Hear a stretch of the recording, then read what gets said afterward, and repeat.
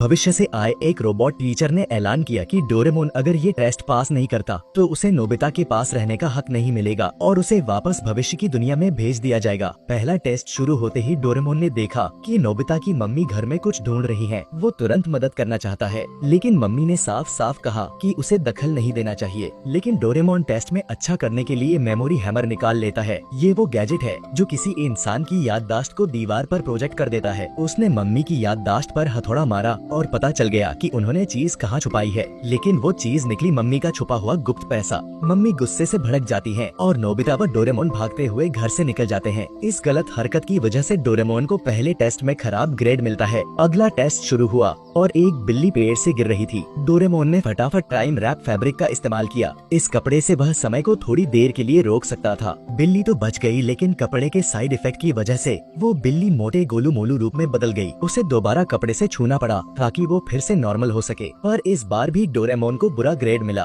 फिर उसने एक बुजुर्ग दादी की मदद की जो सामान उठाने में परेशान थी। डोरेमोन ने इस्तेमाल किया वजन कम करने वाली टॉर्च जिस पर रोशनी पड़ती है। वो चीज बेहद हल्की हो जाती है। दादी खुश हो गयी और इस बार डोरेमोन को पहला अच्छा ग्रेड मिल गया। अब टेस्ट था सुनियो को जियान से बचाना। डोरेमोन ने जल्दी से फॉल डाउन स्पेशलिस्ट गैजेट का इस्तेमाल किया, जिससे जियान फिसलकर जमीन पर धड़ाम गिर गया, लेकिन जियान फिर भी रुका नहीं। तब डोरेमोन ने पेनेट्रेशन रिंग निकाली, जिससे सुनियो एक पाइप में छुपकर भाग गया, पर जाते जाते वो एक कुत्ते की पूंछ पर पैर रख देता है और प्लान बिगड़ जाता है। इस वजह से फिर से बुरा ग्रेड मिला। एक दादाजी के गले में कुछ फंस गया था। डोरेमोन ने सही टाइम पर मदद की और फिर से अच्छा ग्रेड मिला। अब वो पास होने के करीब था। शिजुका की टोपी हवा में उड़ गई। वो उसे पकड़ने के चक्कर में गिरते गिरते नदी में जा रही थी। डोरेमोन ने मैजिक हैंड से शिजुका को समय रहते खींचकर बचा लिया। एक और अच्छा ग्रेड, लेकिन अभी भी फाइनल टेस्ट बाकी था। ये आखिरी मौका था। अगर डोरेमोन यहाँ फेल हो गया तो उसे नोबिता को हमेशा के लिए छोड़ना पड़ेगा। अब बारी थी नोबिता को जियान और सुनियो से बचाने की। डोरेमोन ने सारे गैजेट्स निकाल लिए, मगर कोई तरीका सूझ नहीं रहा था। तभी नोबिता ने खुद एक आइडिया लगाया।